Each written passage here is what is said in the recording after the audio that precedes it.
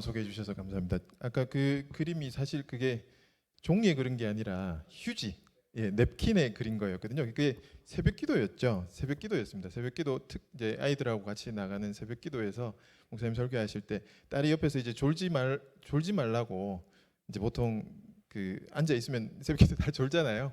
그래서 뭐라도 뭐 졸지 말고 들어 이랬는데 이제 제가 그 설교 내용을 들으면서 그렇게 휴지에다가 그림을 그리더라고요. 그림을 잘 그리는 게 아니라 그냥 그림 그리는 걸 좋아하는 딸입니다.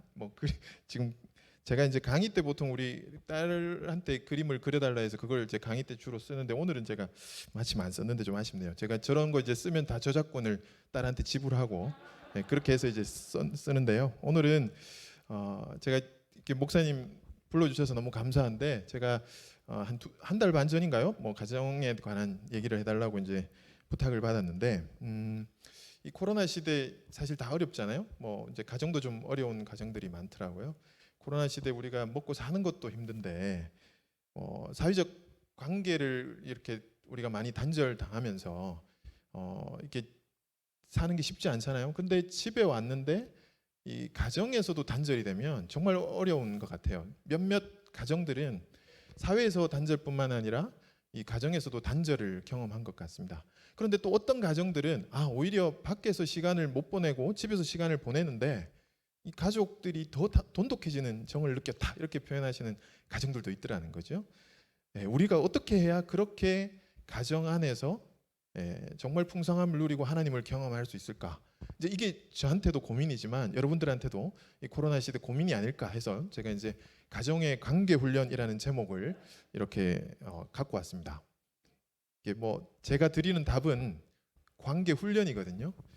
훈련이 답이다 이렇게 얘기를 하면 무슨 생각이 드시는지 잘 모르겠지만 지금 바빠 죽겠는데 무슨 또 훈련이냐? 먹고 사는 것도 지금 내가 정신없어 죽겠는데 또 훈련? 이거 계속 교회에서 안 그래도 훈련 받는 거 많은데 또 훈련 이렇게 생각하실까봐 제가 이제 참 고민이 됐어요. 이 훈련이란 단어를 답으로 제가 꺼내 드리려고 하니까. 근데 사실 우리가 훈련에 대해서 이 훈련이란 단어가 어떤 뜻이냐면 이게 영어로 이제 트레이닝이잖아요. 훈련은 현재 직무의 수행 성과를 개선하기 위한 학습 활동, 러닝이다. 그러니까 배우는 거죠. 훈련은 배우는 겁니다. 학습하는 겁니다. 근데 내가 지금 수행을 잘하기 위해서, 우리 가족이 잘 살기 위해서 배워야 된다는 거죠. 우리가 이 훈련을 얘기하지만 사실은 훈련이 목적은 아닙니다. 그죠? 우리가 진짜 목적은요. 훈련의 목적은 자유함입니다. 자유함. 훈련 받으면 자유합니다. 진리가 너희를 자유케 하리라. 성경은 분명히 이렇게 말씀하고 계십니다. 훈련이 깝깝한 것이 아닙니다. 우리가 훈련되어지면 오히려 자유하다. 그렇게 표현을 하잖아요.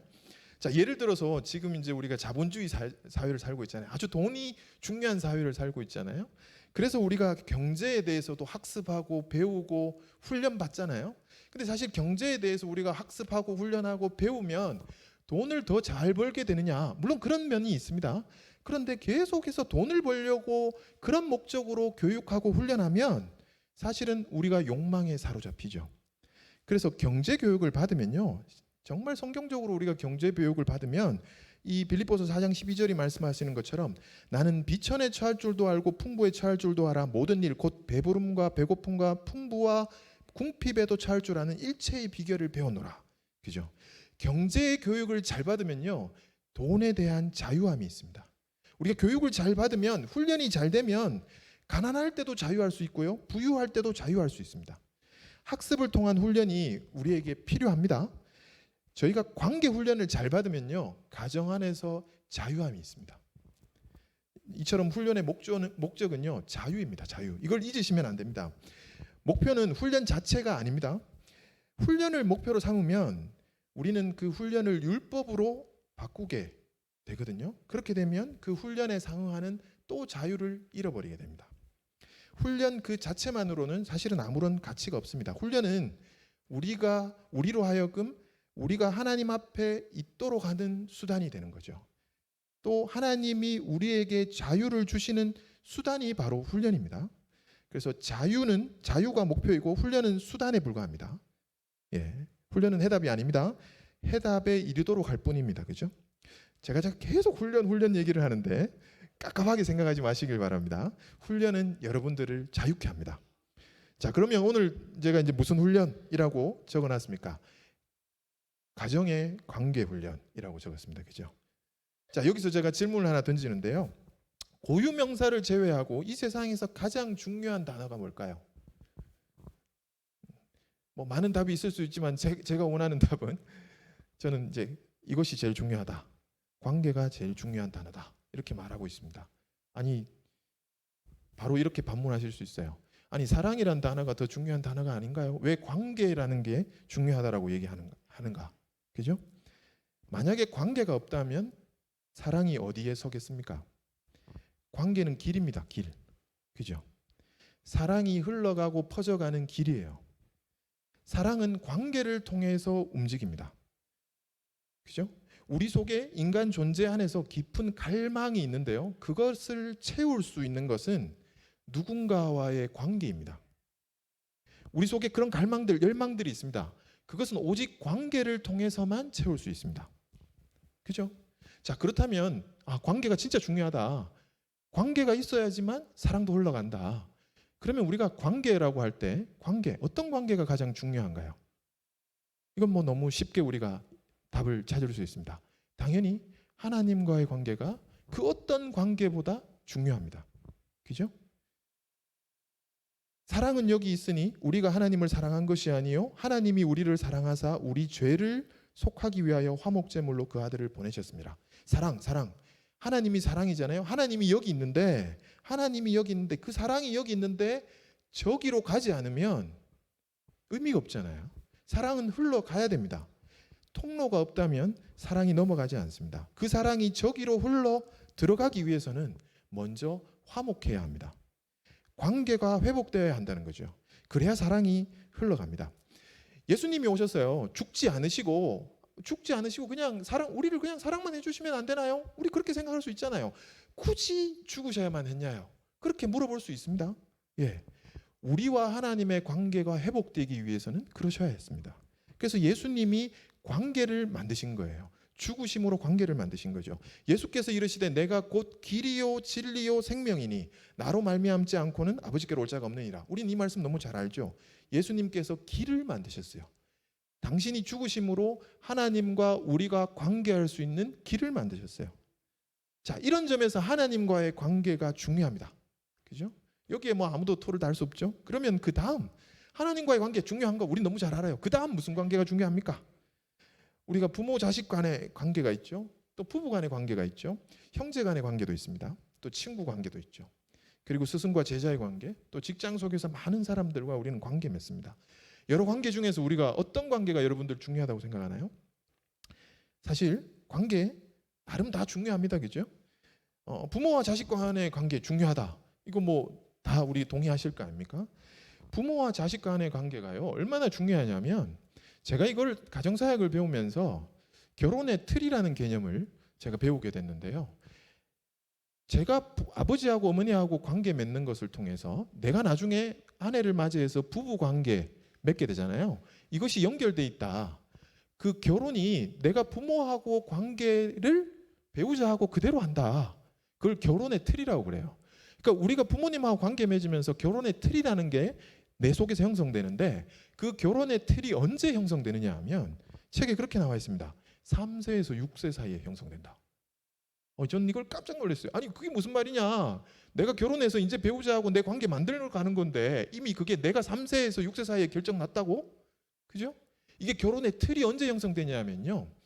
우리가 엄마 뱃속에 있을 때는 엄마와 나가 일체예요. 한 몸이에요. 그리고 나서 엄마로부터 분리되었어요. 태어났어요. 태어났을 때는 나와 엄마밖에 없어요. 근데 이 나와 엄마밖에 없다는 말이 이 세상도 엄마처럼 느껴져요. 그렇죠? 이게 0세 때 아이가 인지하는 것은 나 이외 엄마라는 존재밖에 없어요. 근데 이게 1살 정도가 되면 나, 엄마, 그리고 다른 사람이 있네. 여기 이제 아빠라는 존재도 포함됩니다. 이게 1살이 인지하는 거예요. 내가 있고 엄마가 있고 다른 사람이 있어요. 이게 2살이 되면 내가 있고 엄마가 있고 아빠라는 존재도 있고 그리고 또 할머니 할아버지도 있네. 이렇게 이해가 돼요. 이게 3세쯤 되면요. 내가 엄마랑 동성이구나. 성이 같구나. 성에 대한 개념이 3세 정도 만 3세가 되면 일어나요. 그러니까 나는 엄마랑 동성이고 아빠는 성이 다른 이성이구나. 그래서 엄마가 아빠한테 어떻게 하는지를 보면서 아이가 아빠한테 어떻게 해야 되는지를 모방해요. 네. 첫 번째 이성의 관계에 대해서 배우는 것이 3세입니다. 3세. 그래서 3, 4, 5, 6세 정도에서 사실은 이성을 어떻게 대해야 되는지를 동성의 부모를 보고 그대로 모방해요. 자, 그것이 우리 안에 학습되어서 그것이 결혼의 틀로 다져져 있습니다. 사실은 나는 결혼하고 나서 정말 잘 살 거라고 생각했거든요. 왜냐하면 우리 엄마 아버지 너무 많이 싸우셔가지고 난 우리 아버지처럼 안 살아야지. 나는 우리 아버지처럼 안 살아야지. 이게 내 생각이었거든요. 근데 제가 결혼하고 우리 아버지하고 똑같다라는 얘기를 우리 집 사람 통해서 들었어요. 저는 그날을 잊을 수가 없습니다. 나는 한 번도 우리 아버지하고 똑같다고 생각 안 하고 살았거든요. 죄송하지만 저희 아버지는 믿지 않는 부모님이세요. 저는 믿지 않는 부모님 속에서 제 혼자 신앙생활을 제가 중3 때 중2 때 중2 10월에 제가 교회를 처음 나갔는데 제가 고2 때 예수님을 인격적으로 만났거든요. 꽤 많은 시간 동안 교회에 가면서 신앙이 나중에 생겼는데 저는 그러고 나서 나는 아버지처럼 안 살 거라고, 나는 진짜 잘 살아볼 거라고 그렇게 생각했어요. 그때 결혼하고 몇 년이 지나서 우리 아내가 그렇게 얘기를 한 거예요. 당신은 아버님하고 어떻게 그렇게 똑같냐고. 와, 저는 그 말에 멸이가 쭉 뼈서더라고요. 제가 표정 관리했습니다. 운전하고 가는데 뒷자리에서 그 말을 집사람이 하더라고요. 물론 그 말 속에는 무조건 부정적인 얘기는 아니었어요. 네, 우리 아내가 어떻게 말했냐면, 아니 오빠는 농담하는 패턴도 아버지하고 똑같다고. 난 농담의 수준이 내가 훨씬 낫다고 생각했는데, 와, 나는 그런 말이 난 도저히 이게 이해가 안 됐어요. 근데 살아보니 내가 우리 아버지와 별반 다르지 않다라는 게 이게 또 어쩔 수 없는 제 고백이 됐습니다. 결혼의 틀, 이거 무서워요.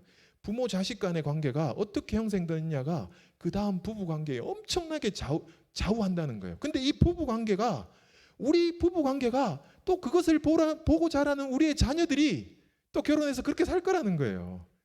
이 관계가 계속해서 연결될 거라는 겁니다. 자, 우리가 존 볼비라는 사람이 애착 관계라는 것을 얘기하는데요. 애착 관계라는 게 부모와 내가 어린 시절 만든 그 애착 관계가 얼마나 깊냐에 따라서 그것이 내가 나중에 하나님을 만났을 때 하나님을 보는 관점이 된다는 거예요. 하나님과의 관계에서 엄청난 영향을 미친다는 거예요. 그것이 하나님의 이미지가 된다는 거예요. 이거 이렇게 말하고 나면 진짜 우리 아이 잘 길러야 되겠죠. 내가 아이한테 잘못하면 그 이미지가 우리 아이들 속에 박히면 하나님을 그렇게 볼 수 있다는 거예요. 왜곡된 하나님으로 만날 수 있다는 거예요. 맞습니다. 이것이 아래로부터 위로라는 이 신학적 용어를 쓸 수 있습니다. 커크 패트릭이라는 분이 이걸 일치가설이라고 하는데요. 우리가 사실은 예수 그리스도를 만나기 전에 부모님을 먼저 만나잖아요. 근데 그 부모님과의 관계 속에서 내가 어느 순간 신앙이 들어왔는데 하나님 아버지가 들어왔는데 그 하나님 아버지를 내가 생각하는 하나님 아버지하고 우리 아버지하고 자꾸 오버랩이 되는 거예요. 그렇다면 이 하나님을 제가 온전히 바라볼 수 없게 되는 거죠. 이것이 아래로부터 위로의 한계가 있다는 거예요. 자, 그렇게 말하면 아버지가 정말 나를 버리신 아버지고 육체의 아버지가 나를 정말 미워했고 방치했다면 나는 그럼 진짜 온전한 신앙인이 될 수 없는가? 하나님을 온전히 바라볼 수 없는가? 그렇지 않다. 그 반대에 대한 얘기를 위로부터 아래로 얘기합니다. 이것은 데이비드 폴리슨이라는 사람이 얘기하는데요. 아니다. 우리가 하나님을 진짜 만나면 그 하나님이 우리 속에서 하나님을 우리가 계속 알아갈 때 하나님 아버지가 어떤 아버지인지 알게 되면 나중에 육신의 아버지를 이해할 수 있고 그 육신의 아버지의 약한 모습 속에서도 정말 아버지 역할이 없었던 게 아니라는 재해석을 하게 된다는 거죠. 이게 너무 중요한 얘기예요. 하나님의 형상이 아버지한테 오버랩되고 아버지의 형상이 하나님께 오버랩된다는 거, 이거 신앙 문제에 정말 이거 중요한 얘기예요. 그죠? 자, 그래서 위니컷이라는 분은 대상관계 이론이라서 good enough mothering, 좋은 부모 역할, 좋은 엄마 역할에 대해서 얘기해요. 우리가 부모로서 자녀들한테 완벽할 수 없잖아요. 그런데 충분히 괜찮은 부모 역할을 해주면 우리의 아이들이 하나님을 올바로 바라볼 수 있겠다는 거죠. 이게 대상관계 이론의 핵심 얘기입니다. good enough mothering하고 그 다음에 촉진적 환경이 있다. 그러니까 환경이 조금은 괜찮아야 된단 말이에요. 이 아이의 달란트가 개발될 수 있는 촉진적 환경이 이 두 가지가 잘 맞아떨어지면 우리 아이들이 하나님을 올바로 바라볼 수 있게 된다는 거죠. 이 관계를 지금 제가 얘기하고 있어요. 부모와의 관계, 부부의 관계, 이게 정말 중요하다는 걸 제가 얘기하고 있어요. 또 어떤 분은요, 스테판 폴더라는 사람은 아버지와의 관계, 이게 the father factor라고, 이것이 모든 인간관계의 핵심 요소다, 이런 책을 쓰셨어요. 제가 이걸 읽어보면서 많이 공감이 됐어요. 우리가 자라서 직장 생활하는데 가장 핵심적인 그 관계를 결정하는 것이 자기 아버지와의 관계라는 거예요. 만약에 여러분들 중에 혹시 아버지와의 관계가 안 좋으시면 이 책 꼭 읽어보세요. 내가 직장 속에서 어떻게 관계 맺어야 되는지 다시 배우게 됩니다. 자, 제가 이런 모든 관계가 중요하다고 말하고 있습니다. 지금 관계가 중요하지 않은 관계가 없어요? 근데 어떻게 다 잘할 수 있나? 아니, 내가 어떻게 관계를 다 잘할 수 있어요? 부모와의 관계가 중요하다고 하면, 아니, 부모와의 관계가 내 책임이에요? 아니잖아요. 우리 엄마 아버지가 그렇게 나를 기르셨는데 그게 내 책임이에요? 이렇게 따질 수 있단 말이에요. 아니, 그럼 내가 이걸 지금 책임 전가하려고 이 부모와의 관계를 얘기하고 있습니까? 그렇지 않잖아요. 그러니까 아니, 우리가 그런 의문이 들 수 있어요. 아니, 부모와의 관계 난 좀 좋지 않아요. 난 그래서 많이 힘들게 자랐어요. 아니, 그러면 차라리 그런 관계보다 진짜 하나님만 바라보고 난 살면 안 될까요? 이렇게 반문하실 수 있다는 거죠. 그렇죠. 하나님과의 관계가 핵심인데, 아니, 그것만 내가 잘하면 좀 안 돼요? 내가 이 부모님하고도 지금 다시 관계 잘해야 되나요? 이렇게 질문할 수 있다는 거죠. 자, 그런데 제가 이제 보이지 않는 하나님과의 관계에 대해서 좀 얘기해 보려고 합니다. 아니, 지금 방금 얘기했는 거는 다 보이는 내 육신의 관계 얘기한 거예요. 아버지와의 관계, 어머니와의 관계, 친구 관계, 뭐 스승과 제자 관계, 다 우리가 누구를 만나는 관계잖아요. 근데 보이지 않는 하나님과 관계는 여러분 어떻게 아세요? 보이지 않는 하나님이 꿈속에서 찾아와 주시면 저는 좋겠다는 생각을 어릴 때부터 했어요. 아니, 내한테 직접 말 좀 해주지 라는 생각 엄청 했거든요. 근데 그럴 때마다 목사님은 야, 성경 봐. 성경이 말씀하시잖아. 니한테 말씀하시잖아. 맞아요. 성경을 통해서 말씀하시는 하나님을 내가 경험했어요. 아, 내한테 이렇게 말씀하시는구나. 그리고 반대로 내가 기도할 때, 그 기도할 때 내가 하나님 앞에 얘기하잖아요. 하나님이 내한테 얘기하는 것도 있지만 내가 하나님 앞에 얘기해요. 그러면서 내가 하나님과의 관계 맺었어요. 그리고 보이지 않는 성령님이 내 속에 거주하시면서 내가 어떤 생각을 갖고 있는지 꿰뚫으시면서 내 생각 중에 인사이트를 주시고 나에게 잘못된 점을 깨닫게 하시고, 이게 성령님이 나와 관계 맺으시는 거구나, 내가 알게 됐어요. 그죠? 근데 또 예수님이 이렇게 말씀하셨어요. 마태복음 25장에 임금이 대답하여 이르시되 내가 진실로 너희에게 이르노니 너희가 여기 내 형제 중 지극히 작은 자에게 한 것이 곧 내게 한 것이라고 하시고, 내가 언제 주님을 만났습니까? 라고 물을 때 주님께서 아니, 내가 줄일 때 네가 먹을 것을 주었고, 내가 목마를 때 네가 물을 주었고, 내가 옥에 갇혔을 때 네가 나를 만나지 않았냐라고 말씀하신 거예요. 아니, 내가 언제 주님 그렇게 만났어요? 그죠? 지극히 작은 자에게 한 것이 곧 내게 한 것이라고. 그러면 내가 지극히 작은 자를 만날 때 이걸 내가 예수님 만나는 거예요? 하나님 만나는 거예요? 내가 이걸 깨닫고 나니까 제가 진료할 때 제일 먼저 기도하는 게, 아침마다 기도하는 게 이거예요. 오늘 예수님이 내 앞에 오실 거예요. 지극히 작은 환자의 모습으로 아마 내한테 오실 거예요. 내가 그 예수님 진짜 좀 만나게 내 정신 차리고 있게 해주세요. 이게 내 진료할 때마다 기도하는데 사실 제일 어려워요. 아니, 그 지극히 작은 자가 내한테 와서 얼마나 나를 불편하게 하는지, 뭐 안 났다, 왜 안 났느냐고, 뭐 왜 비싸냐고 막 오면 내한테 짜증 낼 게 아닌데 내한테 짜증을 다 내는 걸 내가 매일 경험하잖아요. 아픈 환자들의 마음이 얼마나 다 힘들겠어요? 근데 사실 내 때문에 아픈 거 아닌데, 그죠? 다 내한테 와가 얘기를 하니 내가 그것을 볼 때마다 아, 예수님 여기 앉아 계신다, 이 생각 안 하는 순간 내가 이 관계를 잘하기가 진짜 어렵다는 걸 내가 매일 깨닫습니다, 사실은. 그죠? 보이지 않는 하나님과 우리는 어떻게 관계합니까? 난 이게 보였으면 좋겠다는 생각을 늘 해요.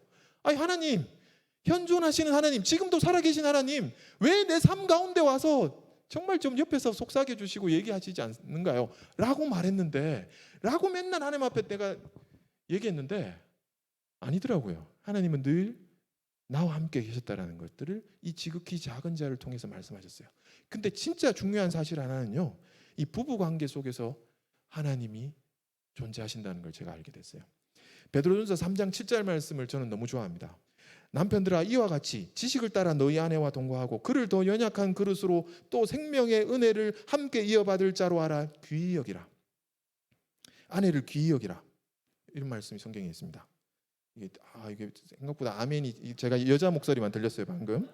예. 아내를 귀히 여기라. 성경에 이런 말씀이 있습니다. 예, 아멘 하셔야 됩니다, 남자분들이. 예. 아니, 바로 반문이 속에서 들어요. 아니, 아내가 나를 귀히 여기면 안 되나요? 아니, 그리고 나도, 아니, 내가 뭐 그렇다고 천히 여기진 않을 텐데 그냥 적당히 여기면 안 되나요? 아니, 꼭 귀하게 막 이렇게 여겨야 되나요? 아니, 나는 다른 사람을 좀 더 귀하게 여기면 안 되나요? 아내는 뭐 어차피 내 사람인데 내가 목사님 좀 더 귀하게 여기고, 아니 내가 좀 뭐 환자들 내가 좀 더 귀하게 여기면 안 되나요? 내가 이렇게 물어볼 수 있잖아요. 아니, 가끔 제가 그런 사람들을 진짜 봐요. 제가 중년들을 만나면서요, 어떤 여집사님들은 저한테 뭐라고 했냐면 저는 자녀가 제일 귀하다는 거예요. 아니, 남편보다 저는 자녀가 더 귀하다는 거예요.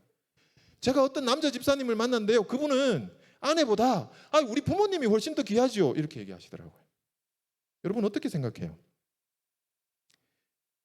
부모를 공경하라, 존경하라, 그런 말씀은 있지만 부모를 귀하게 여기라는 게 없더라고요. 제가 찾아봤어요.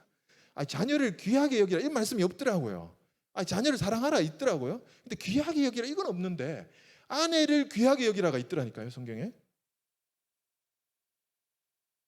근데 왜 귀하게 여겨야 됩니까? 저는 이 베드로전서 3장 7절 말씀 뒷구절을 제가 지금 안 읽었어요. 여러분 보여드릴게요. 이는 너희 기도가 막히지 아니하게 하려 함이라. 왜 귀히 여겨야 되는 줄 아세요? 귀히 여기지 않는 순간 내가 하나님과의 관계가 끊어집니다. 아내를 귀히 여기지 않는 순간 내 기도가 막힌다고 성경은 분명히 표현하고 있어요. 전 깜짝 놀랐어요. 내가 왜 아내를 귀히 여겨야 됩니까? 내가 그냥 적당히 여기고 싶어요. 내가 이렇게 생각했거든요. 근데 그렇게 할 때 내 기도가 막힌다는 것을 성경은 분명히 얘기하고 있습니다. 저는요, 하나님과의 관계는 실패하고 싶지 않아요. 저는 가끔 제가 환자하고 관계 안 좋아가 그 환자가 떨어져 나가도 뭐 그러려니 해요. 뭐 병원이 나한테만 있는 것도 아니고 뭐 딴 병원 가시겠지 뭐 이러고 말아요. 근데 내가 하나님과의 관계와는 저는 실패하고 싶지 않아요. 결국요, 우리 부부 관계가요, 보이지 않는 하나님과의 관계하는 것이에요. 부부 관계가요, 하나님과의 관계와 연결되어 있다고 성경은 그렇게 이야기하고 있습니다.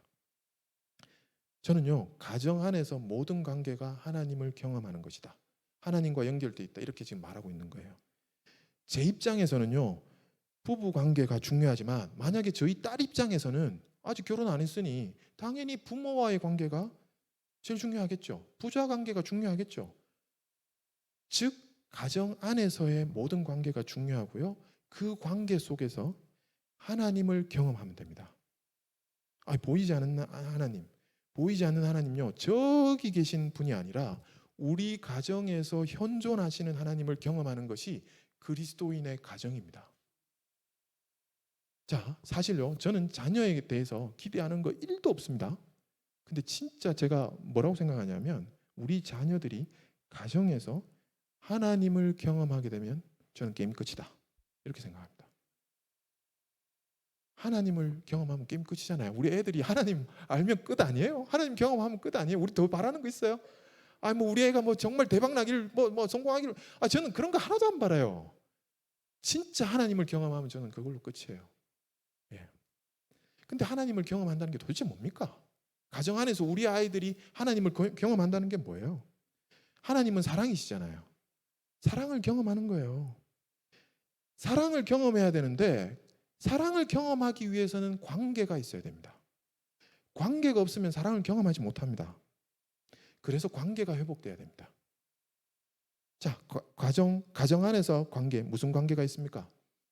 제일 중요한 부부 관계가 있고 부자 관계가 있습니다. 저는 오늘 이 두 가지만 얘기하겠습니다. 형제 관계는 뛰어넘을게요. 가정 안에서 관계 훈련 어떻게 할 것인가? 부부 관계 훈련부터 먼저 얘기할게요. 저 이제 본론에 들어갔습니다. 앞서 우리가 베드로전서 3장 7절을 제가 말씀드렸죠. 귀히 여기라. 예, 귀히 여겨야 하나님이 내 기도 들으신다. 근데 어떻게 여기는 게 귀히 여기는 거예요? 예? 아니 아내를 내가 귀히 여겨야 되는 건 알겠는데 어떻게 여겨야 아내를 맨날 이걸 안고 다녀야 돼, 맨날 제가 업고 다녀야 될지 이게 고민이 되더라고요. 아니 귀히 여기는 게 도대체 뭘까?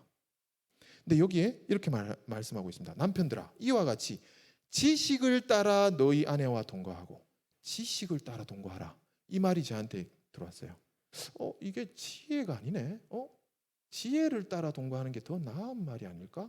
왜 지식일까? 제가 엄청 고민해봤어요. 많이 찾아봤어요. 여기서 지식이라는 것은 아내에 대한 지식이에요. 아내를 얼마나 알고 있는가라는 거죠. 여러분, 만약에 아내에 대해서 퀴즈 내면 맞출 수 자신 있어요? 네? 우리 아내가 좋아하는 과일은, 동시에 얘기하면 똑같은 대답 나올 자신 있어요? 우리 아내가 좋아하는 영화 장르는, 막 이렇게 얘기하면 맞출 수 있겠어요?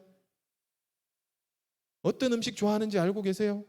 어디 놀러 가는 거 좋아하는지 알고 계세요? 아내에 대해서 얼마나 알고 계세요? 제가 결혼하고 나서 병원에서 이제 일하다 보면 뭐 이렇게 선물들을 꽤 주신단 말이에요. 그래서 성주에서 오시던 환자가 자기가 농사진 딸기를 갖고 오셨어요.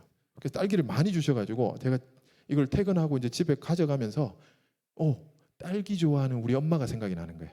그래서 제가 퇴근하면서 본가에 들러가지고 엄마한테 딸기를 드리고 반을 드리고 내가 반을 집에 가지고 갔거든요. 근데 내가 집에 가면서 드는 생각이 있어요. 우리 집 사람은 무슨 과일 좋아하지? 아무리 생각해도 생각이 안 나는 거예요. 깜짝 놀랐어요, 제가. 아니, 딸기를 보는 순간 이거 우리 엄마가 좋아하는 거다. 이건 내가 그냥 떠오르는데 우리 집 사람이 무슨 과일 좋아하지? 내가 그때 결혼 한 3, 4년 됐는데 전혀 내가 모르고 있다는 걸 알게 됐어요. 깜짝 놀랐습니다. 우리 아내가 수박을 좋아한다는 걸 제가 이제 그 다음부터 알게 됐어요. 책에 그런 얘기가 있어요. 책에 복숭아를 좋아하는 남편이 왜 복숭아를 좋아했냐? 아버지 어머니가 복숭아를 늘 자주 사왔으니까 자기가 복숭아를 좋아하게 된 거예요. 그래서 자기는 퇴근하면서 복숭아를 열심히 사가는 거예요. 그죠? 네. 몇 년 동안 복숭아를 열심히 사갔어요. 집에 퇴근할 때마다. 나중에 알았어요. 아내가 복숭아 알러지 있는 거. 네. 이게 진짜 이렇게 우리가 살 수 있다니까요. 여러분 정말 이거 퀴즈 내면 못 맞춰요. 그래서 게리 체프맨의 5가지 사랑의 언어라는 책, 만약에 아내를 더 알고 싶으면 그런 책들을 보세요. 거기에 5가지 언어가 있어요. 칭찬의 언어, 칭찬하는 걸 좋아하는지. 아니 난 칭찬하는 거 별로 오고 나랑 함께 시간을 보내는 걸 좋아하는지. 아니 나는 딴 거 말하고 이런 거 싫고 설거지 대신해주고 섬겨주는 거, 뭐 청소해주고 이런 거 좋아하는지. 아니면 이렇게 안아주고 스킨십 해주는 거 좋아하는지. 아니면 꽃 한 송이라도 선물해주는 거 좋아하는지. 언어가 있다라는 거예요. 사랑의 언어가 있다는 거예요. 저도 이걸 몰랐어요. 모를 때는 제가 어떻게 했냐면 저는 제 사랑의 언어가 칭찬이에요. 저는 칭찬해주면 완전히 그냥 막 액티브해져요. 예. 뭐 일 잘한다고 저한테 말해주면 막 저는 일을 더 해요. 그래서 제가 아내를 어떻게 사랑했겠어요? 계속 칭찬합니다. 계속 칭찬합니다. 저는 뭐 이게 정말 맛이 없는데 우와 이 정도면 내 2그릇 먹을 수 있다 이렇게 얘기합니다. 예. 맛있다 소리는 안 했습니다. 이 정도면 2그릇 먹을 수 있다. 제가 이렇게 얘기합니다. 계속 칭찬했어요. 근데 아내한테 저는 어떤 사람인 줄 아세요? 말뿐인 사람이에요. 말뿐인 사람. 말로 다 때우는 사람인 거예요. 자기는 한 번도 사랑받은 적이 없다는 거예요. 나는 그렇게 사랑해줬는데 언어가 다른 거예요. 우리 아내가 뭘 좋아하는지 그때부터 열심히 팠어요. 우리 아내는 말로 하는 걸 좋아하지 않아요. 행동하는 걸 좋아해요. 제가 그때부터 집에서 설거지합니다. 그때부터 제가 지금까지 분리수거하고 있습니다. 빨래 널고 있습니다. 얼마나 다행인지 건조기를 사가지고 요즘 안 널어도 됩니다. 언어를 아셔야 돼요. 아내를 알아요. 그게 귀히 여기는 거라고 말을 하는 거예요. 성경은. 이렇게 하면 하나님과의 관계가 막히지 않습니다. 제가요 이 말씀을 지키려고 진짜 노력했어요. 왜냐하면요 저는 부부 싸움을 하면 하나님이 예배 안 받으신다는 걸 너무 많이 느끼겠어요. 주일 아침에 여러분 주일 아침에 같이 차 타고 교회 오면서 부부 싸움 해보신 적 있죠, 그죠? 예, 없지 않으시잖아요. 예배 드리러 가는데 내가 분명히 저 옷 거의 다 입은 걸 봤어요. 그래서 제가 빨리 나가서 밖이 추우니까 시동 걸어 놓고 데펴 놓는다고 애들 둘 데리고 나가가지고 데펴 놓는데 안 나와. 한 10분 15분 있다 나오는 거예요. 옷 바꿔 입고 나오더라고요. 와, 예배 시간이 지금 10분밖에 안 남았는데 그래서 제가 막 차를 몰고 막 엄청 밟습니다. 제가 시지에서 이제 담티고개 넘어가는데 그 길이 좋아가지고 엄청 예배 시간 늦을까봐 내가 엄청 밟거든요. 그때 집사람 뭐라고 하는 줄 알아요? 아니 예수 믿는 사람 맞냐고, 왜 과속하냐고, 왜 과속하냐고 막 뒤에 욕이란 욕을 엄청 해요. 아니 내가 지금 누구 때문에 지금 내가 지금 빨리 과속하고 있는데 내가 이 말이 이까지 넘어오지만 내가 그렇게 말하지 않아요. 왜? 나 예배 잘 드리고 싶어서. 나 진짜 그런 싸우고 와가지고 요 예배 앉아 있는데 하나님이 내 예배 안 받으신다는 느낌이 확 드는 거예요. 나 그거 너무 싫어하거든요. 나는 집사람하고 싸우는 거 좋아요. 싸울 때 싸울 수 있어요. 근데 난 예배는 좀 잘 드렸으면 좋겠어. 그래서 내가 주일 아침에 절대 안 싸우려고 노력합니다. 왜? 우리 집사람 싸우고 나면 한 이틀 동안 말을 잘 안 하는 스타일이에요. 동굴로 들어가는 스타일이에요. 나는 그걸 또 용납이 안 되면 계속 끄집어내는 거예요. 그러니까 그게 너무 힘들어가지고 한번 싸우고 나면 이틀 동안 너무 내 마음이 힘드니까 내가 토요일 날 안 싸우려고 엄청 노력합니다. 주일 아침 절대 안 싸우려고 노력합니다. 그래야 내가 주일 예배에 성공하겠더라고요. 자, 보세요. 제가 금요 철야를 15년 동안 제가 여기서 젊을 땐 드럼 쳤고요. 나이 들어서는 엔지니어를 했어요. 뒤에서. 15년 동안 제가 금요 철야를 안 빠졌어요. 근데 금요 철야 가기 전에 싸우고 가니까 맨날 찬양팀 일찍 가서 6시까지 가서 내가 11시까지 있는데 그 5시간 동안 내가 예배에 실패했다고 생각하니까 내 시간이 너무 아까운 거야. 아니 내가 그거 예배에 내가 잘 드리기 위해서 내가 절대 집사람하고 목요일 날 안 싸웁니다. 금요일 안 싸웁니다. 토요일 안 싸웁니다. 내가 주일 안 싸웁니다. 내가 진짜 저 말씀 지키려고 그렇게 살아왔거든요. 자, 월요일이 우리 집에서 가정예배 드리는 날이에요. 그러니까 내가 월요일 싸울 수 없어요. 내가 싸울 수 있는 유일한 날은 화요일이에요. 화요일. 나는 화요일 날 싸우고 수요일이나 목요일쯤 화해하면 금요일에 아무 지장이 없는 거야. 그래서 나는 무조건 화요일 싸운다. 이게 내 신조였어요. 그래서 내가 싸울 일이 생기면요, 참고 화요일 날 싸우려고 그걸 적어 놓거든요. 근데 화요일이 됐는데 그걸 내가 적어 놓은 걸 보면서 이게 아무것도 아닌 거예요. 이게 화요일 되니까 그 내용이 아무것도 아닌 거야. 내가 이걸 가지고 싸운다고? 너무 하찮게 여기지더라고요. 제가 베드로전서 3장 7절 말씀 지키려다가 지금 15년째 안 싸우고 있습니다. 제가 이제 내년이면 결혼 20년이거든요. 예, 초반에 많이 싸웠는데요. 지금 내가 저 말씀 하나 지키려고 했는데 15년 안 싸우고 있어요. 자, 오해하지 마세요. 이렇게 안 싸웠다고 해서 싸울 일이 없는 게 아니라는 거죠. 예, 매일 아침에 싸울 일이 생깁니다. 근데 제가 싸움을 하지 않아요.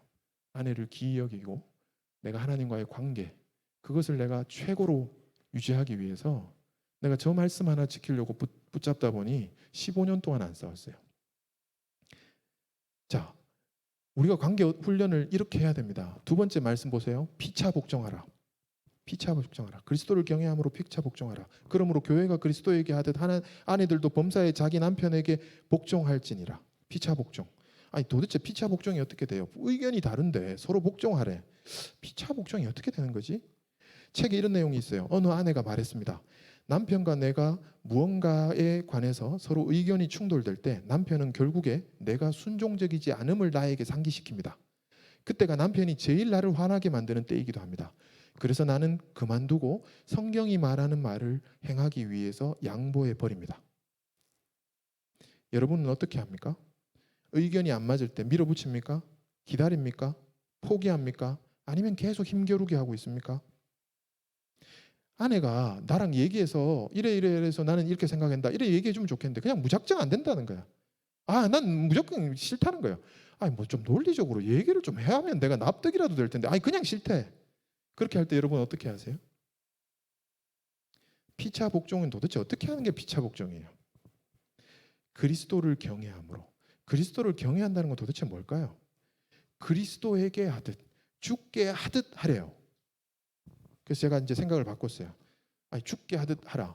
그럼 아내가 주네? 라고 생각을 바꿨어요. 아내가 그리스도다. 내가 이렇게 생각을 하기로 했어요. 그래야 내가 복종이 되더라고요.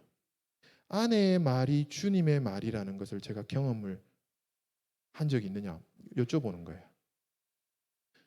아내를 통해서 말씀하시는 하나님을 경험한 적이 있느냐를 여쭤보는 거예요. 저는 이걸 너무 많이 경험했어요. 물론 모든 아내의 말이 모든 말이 주님의 말이다. 제가 그렇게 말하는 거 아니에요. 근데 아내를 통해서 결정적으로 저한테 말씀하시는 걸 전 여러 번 경험했어요. 특히나 제 진로에 관해서 아주 중요한 때에 정말 하나님이 내가 하나님 앞에 기도했거든요. 하나님, 내가 이리 가야 될지 저리 가야 될지 뭐 어떤 결정을 해야 될지 하나님 잘 모르겠어요. 사인을 좀 주세요. 아니 뭐 좀 찾아와가 말씀 좀 해주시면 좋겠어요. 꿈속에 좀 와주세요. 맨날 그랬는데 안 오셨어요? 근데 아내를 통해서 말씀하신 걸 내가 경험했어요. 저는 이거 얘기하면 정말 여러 가지를 얘기할 수 있어요. 제가 시간 관계상 그냥 넘어가는데요. 아내를 통해서 말씀하시는 하나님 여러분 경험하셔야 됩니다. 남편을 통해서 말씀하시는 하나님 경험해야 됩니다. 저는 이렇게 지금 제가 생각하고 있어요. 아내가 한 번 얘기하는 거는 그냥 대충 흘립니다. 그러나 아내가 반복적으로 내게 얘기하는 거는 이거 하나님이 내한테 말씀하시나? 분명히 저는 들어가서 생각해 봅니다. 아내가 똑같은 얘기 여러 번 반복하잖아요. 그거 잔소리라고 생각하지 않습니다. 저는 이거 하나님이 나한테 얘기하시나? 그렇게 생각하고 있습니다. 고민해 봅니다. 그러면 객관화가 되더라고요. 자, 세 번째 제가 지키는 말씀 중에 로마서 5장 8절입니다. 이건 제가 언제 생각하느냐 하면요. 아내가 나를 힘들게 할 때. 아내가 나를 힘들게 할 때. 이 싸울까 말까 막 이럴 때 제가 생각합니다. 우리가 아직 죄인 되었을 때에 그리스도께서 우리를 위하여 죽으심으로 하나님께서 우리에 대한 자기의 사랑을 확증하셨느니라. 하나님이 언제 자기의 사랑을 확증하셨어요? 여러분들이 괜찮을 때, 여러분들이 봐줄만 할 때, 여러분들이 하나님 앞에 잘할 때? 아니요. 죄인일 때, 여전히 죄인일 때 그리스도께서 자기 사랑을 이미 확증하셨어요. 제가 아내를 언제 사랑한다는 것을 제가 확증할 수 있을까요? 아내가 내한테 잘해줄 때? 아내가 내 말에 복종할 때? 아니요. 아내가 사랑스럽지 않을 때, 아내가 죄인의 모습에 있을 때, 나를 괴롭힐 때, 나를 힘들게 할 때, 오히려 이때가 내 사랑을 보여줄 수 있는 기회라는 걸 제가 깨닫게 됐어요. 다 조건적 사랑이에요. 당신이 잘하면 나도 잘하겠다. 이게 무슨 사랑이에요? 당신이 못해도 나는 내 사랑을 확증하겠다. 그때가 기회예요. 그래서 저는 아내가 잘못하면 속으로 웃습니다. 그렇지, 내 사랑을 보여줄 때지. 내가 이거 다 받아주지 내가. 아주 희한하죠. 제가 이 말씀을 속으로 엄청 묵상합니다. 아내가 나를 어렵게 할 때, 우리가 아직 죄인 됐을 때 계속 제가 속으로 묵상합니다. 제가 사랑을 보여줄 기회입니다. 자녀들도 마찬가지예요. 자녀들이 나를 힘들게 할 때 아빠가 사랑을 보여줄 수 있는 기회예요. 기회가 생각보다 많이 없습니다. 잘 생각해 보니까 내가 훨씬 잘 못하더라고. 내가 훨씬 더 죄인인 모습이 많더라고요. 그죠? 기회가. 자, 사실 오늘 강의는 여기서 끝나야 돼요. 왜? 저는 부부 관계가 잘 되면요, 부자 관계, 부모와 자식 관계는 그냥 된다고 생각하는 사람이거든요. 그런데 부자 관계에 대해서도 궁금하신가요? 그럼 조금 더 이어서 가보도록 하겠습니다. 자, 가정의 관계 훈련 어떻게 할 것인가? 부자 관계 훈련. 자, 부자 관계 훈련, 부모와 자식 관계. 저는 먼저 이렇게 질문을 던집니다. 아버지의 존재가 어떤 존재입니까? 아버지의 being, 아버지의 존재, 아버지의 행동, 아버지의 doing. 그죠? 자, 잘 들어보세요. 내가 오늘 전화해서 집에 일찍 간다고 집사람한테 얘기하는 것이 집사람한테 복음입니까? 여기 웃으시는 분들 많네요. 내가 오늘 약속이 취소돼가지고 바로 칼퇴할 것 같아. 칼퇴. 바로 집에 갈 거야. 이게 아내에게 복음인가요? 아이고, 그 인간 밖에서 밥이나 좀 먹고 오지. 밥도 안 해놨는데 갑자기 온다 하고. 아이고. 남편이 일찍 들어간다는 게 그 소식이 좋은 소식이에요. 굿뉴스예요. 복음이에요. 아빠가 일찍 집에 간대. 아빠가 일찍 집에 온대. 이게 복음이에요? 어릴 때 그랬잖아요, 우리. 어릴 때 그랬잖아요. 내가 집에 가면 애들이 막 반기고 뛰어나왔잖아요. 아빠가 집에 일찍 오는 게 복음이었어요. 아빠의 존재 자체가 복음이에요. 아버지의 존재가 복음이어야 돼요. 그러면 그가 하는 모든 doing, 행동은 복음적 행동이 되는 거죠. 근데 요즘 복음이 안 되는 소식들을 누가 만드느냐 하면 아빠가 일찍 오신대라는 소식을 엄마가 복음이 안 되게 얘기해요. 그죠? 야, 너가 아빠 일찍 온단다. 이렇게 얘기해요. 그리고 아주 어릴 때도 보면 너가 아빠 오면 네 혼날 줄 알아라. 네가 아빠 네 가만히 안 둘 거라고. 아니 왜 아빠를 자꾸 이렇게 복음이 아닌 상황으로 만드세요? 제발 그러지 마세요. 아내들이 도우셔야 돼요. 아빠가 절대 복음이 될 수 없는 말을 하시면 안 된다고요. 아빠가 안 계신다는 아빠의 부재가 복음인가요, 오히려? 야, 아빠 없다 오늘. 야, 네가 아빠 오늘 없다. 이게 복음인가요? 자, 아버지들한테 묻습니다. 내가 일찍 들어간다는 것이 복음이 되기 위해서 어떻게 해야 합니까? 내가 일찍 들어간다는데 우리 집사람이 너무 좋아해. 일찍 온대. 원래 일찍 못 갈 날인데 일찍 들어간대. 근데 그게 복음이 되려면 어떻게 해야 돼요? 집에 가가 해주는 밥 먹고 소파에 들르버가지고 프로야구, 야구를 3시간 반짜리 경기를 풀로 다 보고 있는 거예요. 그러면서 중간에 간식 내와라, 뭐 음료수 가와라, 그죠? 이런 아빠가 어떻게 복음이 될 수 있냐라는 거죠. 그 존재가.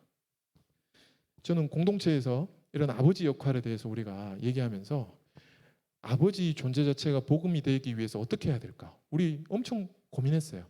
그리고 우리가 내린 결론이 뭐냐 하면 30% 에너지를 남겨가는 거.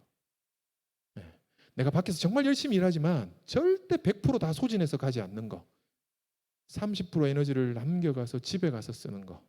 애들하고 놀아주고 집사람 설거지라도 돌아주고 밥 먹고 나서 설거지도 해주고 과일이라도 한번 깎아보고 분리수거라도 한번 해보고 그런 에너지를 집에 가서 쓰라는 거예요. 이걸 우리가 캠페인을 했어요. 30% 에너지를 남겨가기. 그렇지 않으면 복음이 아닙니다. 제가 옛날에 이거 옛날 얘기하면 또 뭐 저 청년들 앉아 있는데 미안한 얘기인데 청년들 전혀 모르는 얘기일 수 있는데 2010년도에 일요일 밤에라는 코너가 있어요. 이제 뭐 일밤에 코너에 오늘을 즐겨라라는 이런 코너에 있는데 이게 뭐냐 하면 이 코너에서 제가 이거를 잊을 수 없어요. 이 장면을. 시를 즐기는 시간이거든요. 근데 시를 초등학교 2학년이 쓴 시를 이렇게 읽는 거예요. 이 제목이 뭐냐 하면 보세요. 아빠는 왜? 제목이 아빠는 왜예요? 이 초등학교 2학년이 쓴 시예요. 제가 읽어드릴게요. 엄마가 있어 좋다. 나를 이뻐해 주어서. 냉장고가 있어서 좋다. 나에게 먹을 것을 주어서. 강아지가 있어 좋다. 나랑 놀아 주어서. 그런데 아빠는 왜 있는 걸까? 이게 초등학교 2학년이 쓴 시래요. 내가 깜짝 놀랐어요. 아빠가 있는데 아빠가 없어. 아빠의 부재 현상이라고 그래요. 이거를 김용태 교수님이라는 분이 아빠의 부재 현상. 오늘날 많은 아빠들이 존재하고 그 아빠들이 밖에 나가서 씨가 빠지게 이거 우리가 말한 쇠가 빠지게 일하는데 아빠가 없는 것처럼 집은 그렇게 돌아가고 있어요. 아버지 부재 현상이에요. 여기에 대해서 어떻게 생각하세요? 제가 이거를 강의 때 하면 우리 엄마들한테 물어봐요. 만약에 당신 자녀가 이런 시를 쓴다거나 엄마한테 아빠가 왜 있어? 라고 묻는다면 여러분 어떻게 대답하실래요?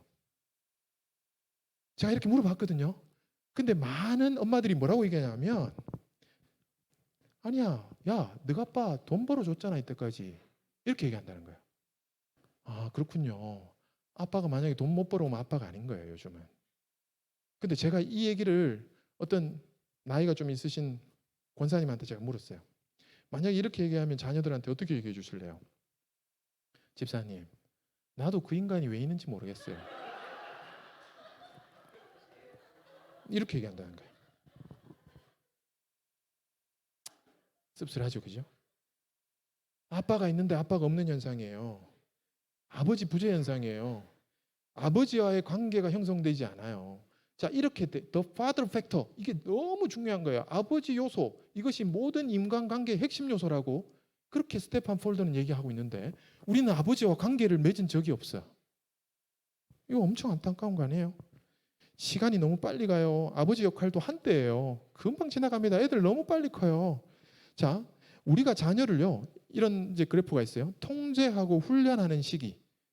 왼쪽은 통제하고 훈련하는 시기가 0세부터 13세까지예요. 13세가 넘어가면요, 통제 못합니다. 통제하려고 하면 안 됩니다. 저 때는 교훈하고 가르치는 시기예요. 청소년 시기가. 미취학 초등학생 요즘 한 중반까지 가면 이미 통제 훈계 끝났어요. 그 다음부터 통제하려고 하는 순간 이제 싸움만 일어나요. 그렇다고 해서 저 때 뭐 아버지 역할 못하는 게 아니라 교훈하고 가르치는 걸로 넘어가야 돼요. 근데 그 교훈하고 가르치는 건 이따가 살펴볼게요. 자, 왜 13세 이전인가? 예. 성경 그렇게 얘기해요. 유대인이 13세 때 아이들, 여자는 12세, 남자는 13세에 성인식을 해줘요. 예, 성경은 그렇게 얘기해요. 성인식을 해준다는 말은 너 성인 취급하겠다는 거예요. 어른 취급하겠다는 거예요. 아주 인격적으로 대하겠다는 거예요. 뭐 이거 해 저거 해 이때까지 그렇게 가르쳤더라도 성인식 하고 나면 내가 그렇게 안 하겠다라는 거예요. 근데 실제로 그렇게 하셔야 돼요. 우리 청소년들한테 그렇게 돼야 된다고. 야, 이거 해라 저거 해라 밥 먹어라 뭐 해라 공부해라 이렇게 말해갖고는 안 된다는 거예요. 막무가내로 하면 다 깨집니다. 관계가. 그죠? 자, 그러면 연령대별로 우리가 관계를 지금 형성해야 된다고 제가 말하고 있는데 어떻게 형성할까요? 아주 어린 자녀, 미취학 어린 자녀, 초등학교 저학년, 딴 거 없습니다. 열심히 놀아주면 됩니다. 아빠의 존재가 같이 놀아주는 존재가 되면 됩니다. 존재 자체가 복음이 돼야 됩니다. 아버지 존재가. 자, 엄마가 도와줘야 됩니다. 제가 여기에 3만 원 이상이라고 적어놨죠. 자, 저는요 어릴 때 아빠가 밖에 나가 돈 벌어 오는데 너무 바쁘잖아요. 근데 집에 와서 보면 모든 걸 엄마가 사줘요. 그렇죠? 그러니까 아빠가 돈 벌어 온 줄도 애들은 몰라요. 당연히 엄마가 사준 줄 알아. 그래서 늘 가서 엄마한테 뭐 해주세요 아이스크림 사주세요 뭐 해주세요. 오케이. 뭐 내가 같이 하는 절대적인 시간이 없는데 내가 어떻게 다 따라다니면서 해주겠어요? 근데 우리 집에 원칙이 있어요. 3만 원 이상짜리는 아빠가 결제하는 거다. 이걸 어릴 때부터 우리는 했어요. 자, 그러면 아이의 운동화를 사야 돼요. 운동화 3만 원 넘죠? 이건 아빠가 사는 거예요. 그래서 주말마다 아빠하고 시간을 정해야 돼. 야, 네 옷 사고 싶어? 네 엄마 이거 사주세요. 옷 사고 싶어요. 야, 그건 아빠하고 의논해봐. 그러면 애가 와요. 아빠, 나 이 옷 사고 싶어요. 아, 그렇구나. 그럼 아빠가 토요일 날 몇 시에 시간 되는데 너 그때 시간 되니? 아, 좋아요. 같이 가는 거예요. 그래서 내가 사주는 거예요. 아, 이게 재밌잖아요. 이게 현질.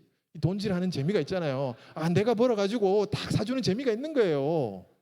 그걸 아빠들이 해야 된다니까요. 야, 너 엄마한테 가라. 저는 고등학생 지금도 우리 딸이 시내 가서 오만 보셋집을 다 돌아다니는데 제가 2시간 반 동안 아무 소리 안 하고 그거 다 따라다닙니다. 그리고 뭐 하겠어요? 결제해 주는 거지. 야, 이거 사라 저거 사라. 야, 그런 거 사지 마라. 절대 그런 얘기 안 합니다. 절대 그런 얘기 안 합니다. 왜? 쥐가 알아서 하는 거죠. 그 재미로 나가는데요. 딸하고 일부러 시간을 만드셔야 돼요. 근데 이거 엄마가 도와줘야 돼요. 엄마가 안 도와주면 아빠는 돈 벌어오는 거 말고는 아무것도 못해요. 자, 청소년 어떻게 해야 돼요? 청소년 자녀 있습니까? 관계 어떻게 형성해야 돼요? 참고 또 참고, 입은 닫고 지갑은 열고. 청소년 이렇게 하셔야 돼요. 무조건 참아야 돼요. 근데 참는 거 잘 하신다고 말하는데 제가 볼 때 못 참는 게 보여요. 표정 관리 잘해야 돼요. 내가 지금 참고 있대. 내가 참고 있대. 지금 이 표정 들통 나시면 안 돼요. 절대 표정은 온화하게 가야 돼요. 근데 그게 진짜 쉽지 않더라고요. 우리 딸이 어떤 얘기할 때 내가 표정이 싹 변하는 거예요. 그런 순간 우리 딸이 얘기하다 그만 안 하더라고요. 야, 아빠의 표정 읽었구나. 저는 딸이 무슨 얘기를 해도 들을 마음이 있는데요. 딸이 내 표정 보고 얘기 안 하면 내가 너무 안타까울 것 같아요. 그래서 가끔은 딸을 비스듬하게 쳐다보고 얘기할 때가 있어요. 오히려 그럴 때 얘기를 더 잘하더라고요. 제가 우리 딸이 언제 얘기를 잘하는가 봤더니 차에 뒤에 태우니까 얘기를 너무 잘해. 아빠 표정을 안 보니까 자기 혼자 막 떠드는 거야 아빠한테. 이거 나쁘지 않다 생각했어요. 내 표정에서 너무 다 드러나지 않아야 된다는 생각을 해요. 제가 예를 한번 들어볼게요. 이거 딸한테 제가 동의를 못 구했는데 우리 딸이 최근에 저한테 한 얘기예요. 차를 뒤에 태웠는데 우울해요. 그래서 이제 집에 가는데 아빠, 나 오늘 수학 시험 쳤는데 17점 맞았어. 여러분 이 얘기를 딱 들었다고 생각하세요? 여러분 지금 표정이 어때요? 17점. 와, 내가 17점 맞은 적 있나 내가 그죠? 내 사전에 17점, 난 수학은 죄송합니다. 한 개 틀리거나 다 맞거나 했거든요. 근데 17점을 맞았대요. 와, 내가 이게 순간적으로 이게 표정이 싹 변하는데 이게 들통 안 나려고 엄청 노력을 했어요. 도대체 무슨 얘기를 하려고 지금 적하노? 계속 얘기를 해요. 아빠, 내가 오늘 수학 17점 맞았어. 그래? 근데 쌤한테 불려갔어. 그래가 엄청 혼났대. 내가 짧게 얘기하는 거예요. 왜 혼났느냐 하면 앞에 객관식을 풀고 뒷장에 주관식이 있었는데 지가 아무리 주관식을 봐도 이건 내가 못 푼 문제야 라고 판단해서 답을 안 적었대요. 근데 선생님이 데리고 와서 불러가지고 야, 너는 임마 예의가 없어. 어떻게 문제가 있으면 틀린 답이라도 적어야 되지. 어떻게 이렇게 주관식 다 비워놨냐고. 너 임마 이렇게 해가지고 임마 너 인간 되겠어 너? 너 이래가 나중에 사회 적응하겠냐고 막 이렇게 얘기했다는 거예요. 내가 들으면서 마음이 짠하더라고요. 근데 자기가 하는 말이 뭐냐면 나는 어차피 틀릴 거라서 선생님이 괜히 매기실 때 힘드실까 봐 나는 그래서 안 적었는데 선생님이 그런 내 마음을 몰라주고 그걸 가지고 나를 막 엄청 혼내고 막 인격적으로 막 그랬다는 거예요. 내가 그 얘기를 다 듣고 나니까 아이고야, 네가 오늘 엄청 속상했네. 아이고 강은아, 네가 엄청 속상했구나. 내가 이렇게 얘기를 했어요. 여러분, 이게 돼야 돼요. 근데 사실 순간적으로 쉽지 않아요. 어떻게 수학을 17점 맞아? 아이고, 찍어도 그렇게는 안 나오겠다. 내가 속으로 그런 생각도 들어요. 듣고 참고 하셔야 돼요. 무슨 얘기라도 아빠한테 할 수 있으면 돼요. 예, 저는 그러면 난 됐습니다. 더 바랄 거 없습니다. 저는요, 친구들이 만약 여러분들의 아이들이 그 자기 친구를 여러분 집에 데려오면 저는 잘 키우셨다고 생각합니다. 저는 그 딸이 친구를 우리 집에 데려온다. 저는 그럼 잘 키웠다고 생각해요. 청소년기 사실 어렵습니다. 청소년기 어려운 시절을 보내고 있는 집도 많이 있어요. 제가 너무 많이 알아요. 근데요, 청소년기는 수정할 기회입니다. 만약에 여러분의 그런 문제들이 청소년기에 드러나지 않잖아요. 더 심각해집니다. 문제가 없는 것 같죠? 절대 그렇지 않습니다. 제가 많은 청년들을 만나고 있습니다. 저는 청년사역 하고 있거든요. 그 청년들이 얼마나 많은 상처를 갖고 있는지 제가 알아요. 근데 청소년기에 오히려 문제가 드러나잖아요. 정말 수정의 기회입니다. 제가 이거 다 얘기하지 않습니다. 근데 책을 하나 추천드릴게요. 폴 트립이라는 사람이 위기의 10대, 기회의 10대라는 책을 써요. 10대가 위기인가요? 위기가 드러났다면 오히려 기회입니다. 그 기회의 10대를 어떻게 보내야 될 것인가? 네, 폴 트립이 얘기하고 있습니다. 자, 청년들하고 어떻게 관계 맺어야 되나요? 청년들, 전 열심히 들어보려고 합니다. 청년들이 요즘 서바이벌 합니다. 서바이벌 모드예요. 대학을 졸업하고 스펙을 쌓고 취직을 하려고 먹고 사는데 서바이벌 모드라고요. 너무 안타까워요. 청년들하고 얘기해 보면 너무 현실이 쉽지 않아요. 그 뭐 이렇게 얘기하면 우리 때도 맨날 그랬다니까, 맨날 어려웠다니까 이렇게 얘기하시면 안 된다고. 그죠? 진짜 요즘 청년들 진짜 힘들더라고요. 정말 서바이벌 모드예요. 근데요, 저는 그 청년들 만나면서 무슨 생각하냐면 청년들이 꿈을 안 꾸면 누가 꾸냐고. 성경에 청년들이 비전 안 가지면 누가 도대체 비전 가져야 되냐고. 내가 난 너희들이 서바이벌 모드에서 벗어나서 정말 비전 모드로 갔으면 좋겠다. 진짜 하나님이 네 속에 숨겨놓은 비전들을 난 너희들이 발견했으면 좋겠다. 제가 이런 마음으로 청년들 만나거든요. 그럴 때 제가 할 수 있는 방법이 뭘까요? 이 친구들하고 관계 맺는 방법이 뭘까요? 무조건 격려하는 겁니다. 무조건 격려하는 겁니다. 그 속에 하나님이 주신 달란트가 왜 없겠습니까? 그 아이들이 왜 비전이 없겠습니까? 그리스도를 만난 청년들은요, 나는 비전을 다시 꿔야 된다고 생각해요. 꿈을 다시 꿔야 된다고 생각해요. 꿈꾸는 청년들은 분명히 자기 앞길을 찾아갑니다. 제가 그거 많이 경험하거든요. 저는 청년들을 만나면 계속해서 격려하려고 합니다. 제가요, 꼰대하고 멘토의 차이를 알았어요. 꼰대하고 멘토 차이가 뭔지 아세요? 딱 하나 차이예요. 물을 때 대답하면 멘토인데요. 묻지 않는데 말하는 게 꼰대예요. 내가 잘 생각해 봤거든요. 똑같은 얘기를 해요. 아니 내 입에서 똑같은 얘기를 나가는데 어떤 사람은 나를 꼰대로 보고 어떤 사람은 나를 멘토로 얘기들 하니까 아니, 내가 다른 얘기 한 게 아니에요. 내가 살아보면서 내가 성경 공부하면서 내가 깨달은 지혜들을 내가 주는 거예요. 근데 어떤 애들은 이걸 꼰대로 보고 어떤 애들은 나를 멘토로 개인적으로 나를 만나고 싶어 해요. 청년들이. 왜 그러겠냐고요. 제가 기다렸어요.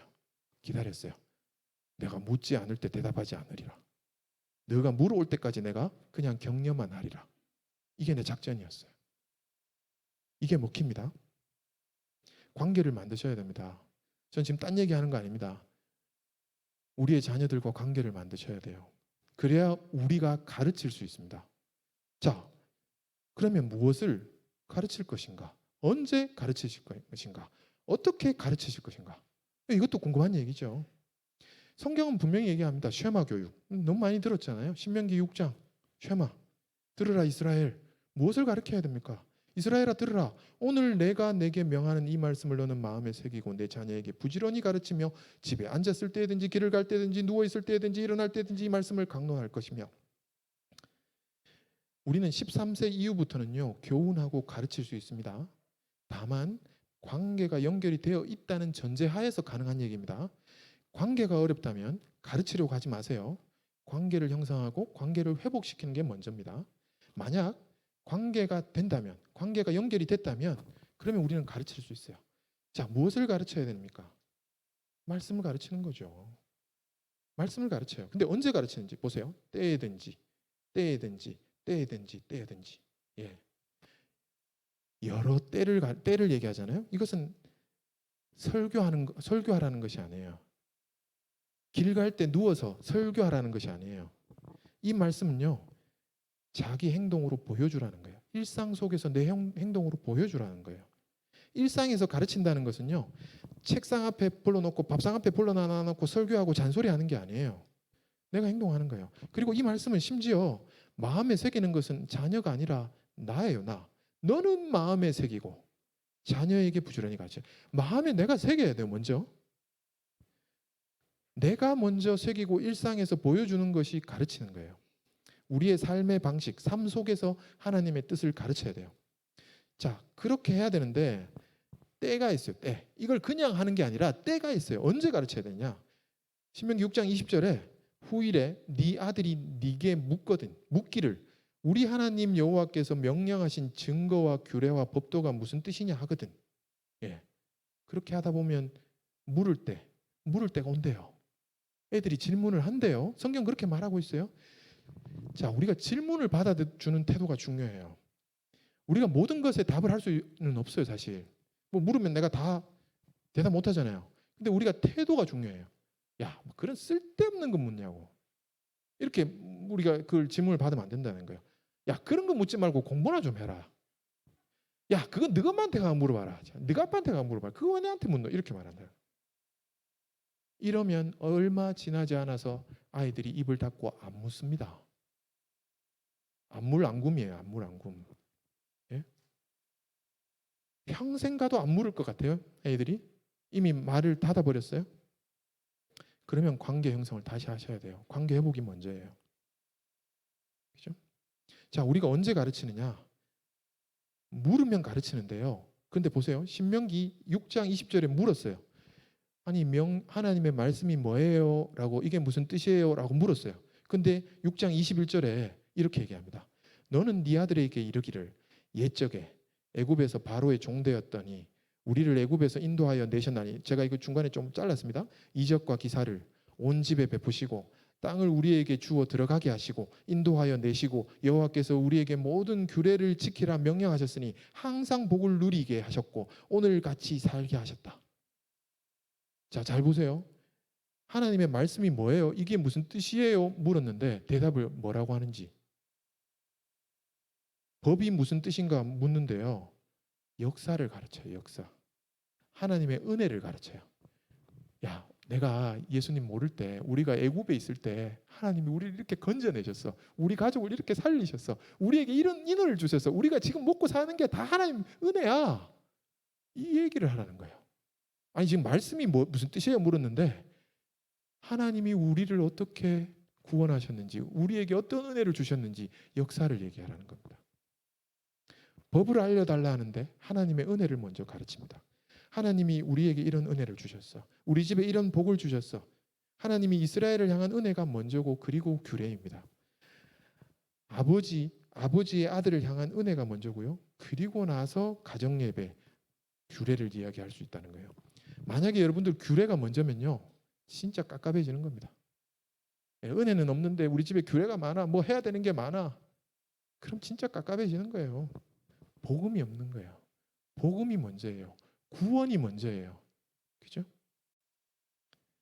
자, 어떻게 가르쳐야 되냐면요. 우리는 절기를 지키는 거예요. 때때마다 감사헌금을 하고, 때때마다 내가 교회를 가고, 때때마다 내가 말씀을 묵상하는데, 그렇게 절기를 지키면서 내가 나의 삶을 보여주는 거예요. 우리 자녀들한테. 그러면 우리 자녀들이 궁금해서 묻습니다.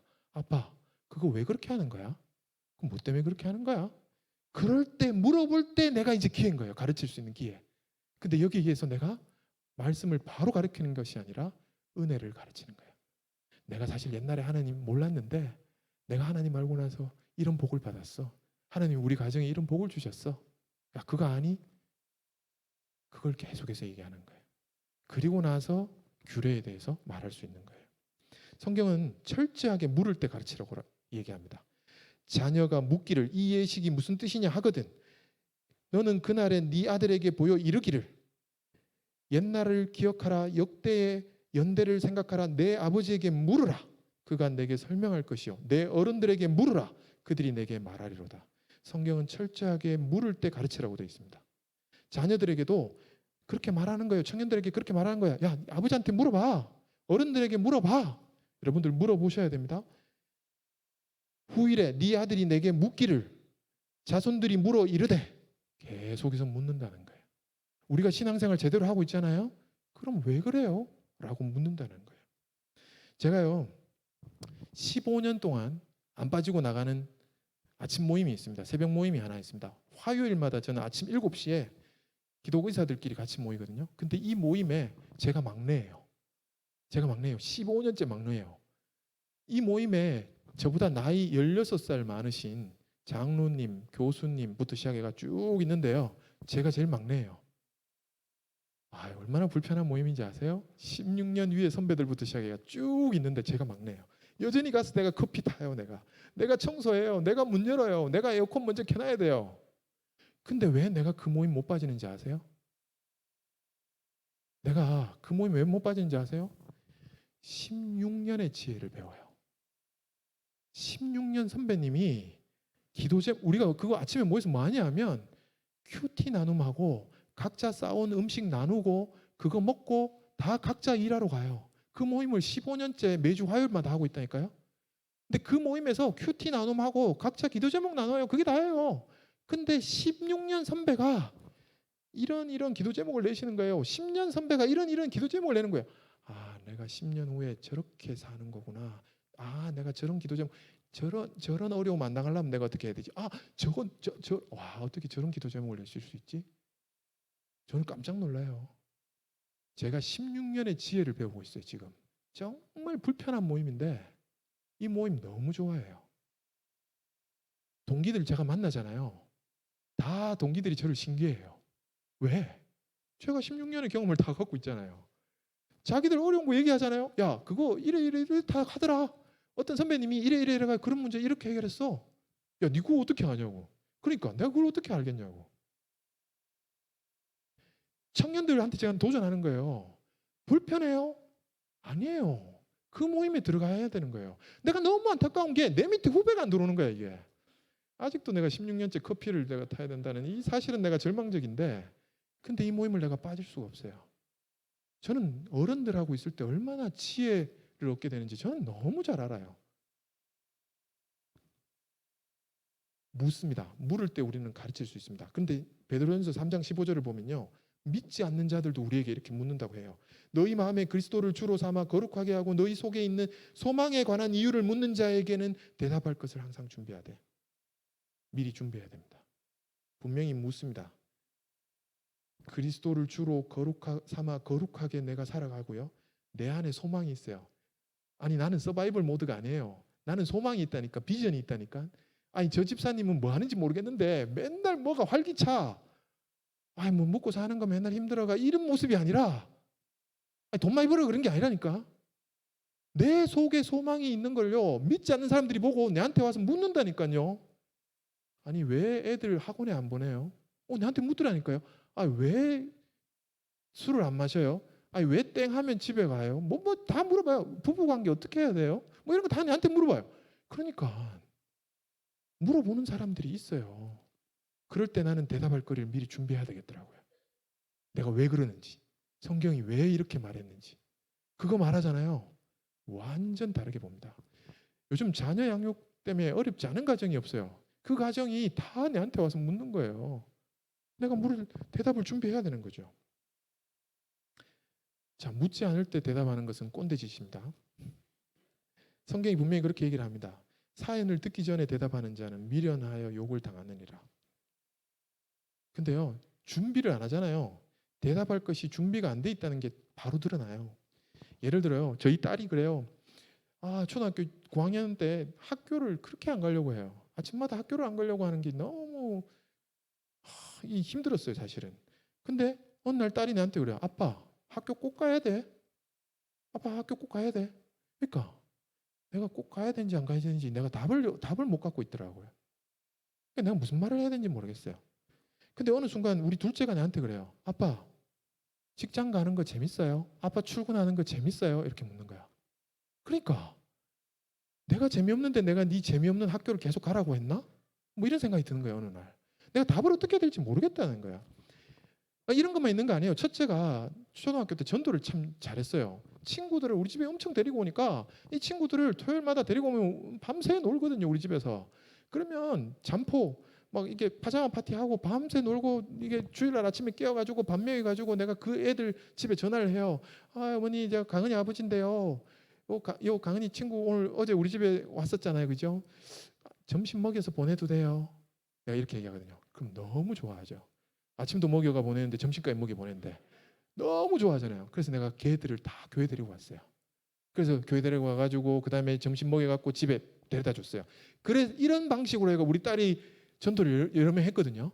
근데 첫째 딸이 내일 같이 교회 갈 애들한테 전화를 토요일 날 했는데 갑자기 얘가 우울해가지고 막 눈물 글썽이더라고. 근데 내가 야 왜 그래? 물었어요. 그러니까 우리가 첫째가 뭐라고 얘기했냐면 내가 전도한 A하고 B가 내일 교회 가자고 전화를 했는데 A가 B하고 싸운 거야. 그래서 A가 B 교회 가냐? 그럼 나 안 갈 거야. 이렇게 얘기한다는 거야. 그래서 내가 B한테 전화해서 교회 가자고 얘기하니까 A 교회 가냐? 그럼 나 안 갈 거야. 이렇게 얘기한다는 거야. 아빠, 이거 어떻게 해야 돼? 와, 내가 무슨 할 말이 없는 거야. 이거 어떻게 해야 되지? A만 데려가나? B만 데려가나? 지혜가 없어요, 내가. 애들이 나한테 갑자기 묻는데 내가 대답할 거리가 없더라니까요. 대답을 못 하겠더라니까요. 근데 성경은 대답할 것을 항상 준비하라고 얘기합니다. 대답을 다 못 하셔도 됩니다. 소통은 듣기입니다. 듣기입니다. 듣기를 잘하면 돼요. 저는 듣기 훈련을 할 때 첫 번째 적어놓은 게 리모컨 끄기였어요. 이게 제가 훈련 받은 거거든요. 집에서 TV를 보고 있어요. 재밌는 걸 보고 있어요. 근데 우리 집사람이 뭐라 해요. 내 듣고 있다. 계속 얘기해라. 이렇게 했다고 내가. 근데 리모컨을 들고 TV를 끄고 눈을 맞추고 얘기해. 이 훈련을 내가 처음 받았어요. 내가 듣는 게 안 되는 거구나. 난 다 듣고 있다고 생각했거든. 얘기해라. 나 듣고 있다. 얘기 안 해요. 기분 상해서. 그죠? 리모컨을 들고 TV를 끄는 거예요. 그리고 아까 말했지만 표정 관리를 해요. 들으면서 내 표정을 살피더라고요. 많은 사람들이 내하고 얘기하면서 내 표정을 봐요. 특히 환자들은 내 표정을 다 보더라고요. 듣고 내가 답을 못 할 수 있어요. 그러면 질문하면 돼요. 너는 어떻게 생각하냐고. 저는 청년들한테 이 방법을 씁니다. 왜냐? 청년들은요. 물을 때요. 이미 물음의 의도를 갖고 질문을 해요. 쌤, 이거 어떻게 생각해요? 사실 자신의 생각이 있는데 내 생각을 확인하는 거거든요. 근데 그게 서기관과 대제사장들이 예수님한테 질문한 거하고 똑같잖아요. 우리가 가이사에게 세금을 바치는 것이 옳으니까 옳지 않으니까. 이게 의도를 갖고 질문하는 거거든요. 우리가 먼저 다 얘기해 버리잖아요. 물을 때 다 얘기하는 거 좋지 않습니다. 끝까지 듣는 게 더 중요합니다. 특히 청년들이 질문하는, 어린애들이 질문하는 것은 그 이면을 갖고 있지 않지만 청년들이 질문할 때는 끝까지 들어주셔야 돼요. 근데 끝까지 듣는 게 잘 안 돼, 어른들이. 특히 카톡창에서. 제발 카톡창에 뭐 좀 퍼나르지 마세요. 예, 퍼나르지 마세요. 그러면 그 카톡창에서는 이제 청년들하고 대화 안 하는 겁니다. 자기의 생각도 아니고 남 거 어디 거 갖고 와가 그 퍼나르지 마세요. 그 소통하자는 거 아니에요. 예, 그러면 청년들하고 대화 못 합니다. 끝까지 들으셔야 됩니다. 그리고 모르겠거든. 반문하세요. 너는 어떻게 생각해? 난 잘 모르겠어. 그러면 본인의 생각을 얘기해요. 아, 네가 그런 생각 때문에 이런 질문을 했구나. 야, 나도 고민해봐야 되겠다. 모르면 이렇게 답하시면 돼요. 아니면 애들이 질문할 때는요. 야, 아빠 그거 너무, 야, 네 질문 진짜 너무 좋은 질문인데? 아빠 그거 한번 생각, 야, 난 맨날 똑같이 하는 말이 있어요. 야, 난 네 나이 때 그 생각도 못했어. 어떻게 그런 생각을 해? 야, 아빠도 그거 고민해보고 다음 주에 같이 한번 다시 얘기해보자. 이렇게 얘기해요. 모르면 모른다고 얘기하면 돼요. 자, 소통의 가장 중요한 거는요. 떡을 떼는 거예요. 먹는 것에서 시작합니다. 예배 드리기 전에 먹습니다. 예수님도 먹고 예배 드리셨어요. 오병 이어 보세요. 조금 먹는 게 아닙니다.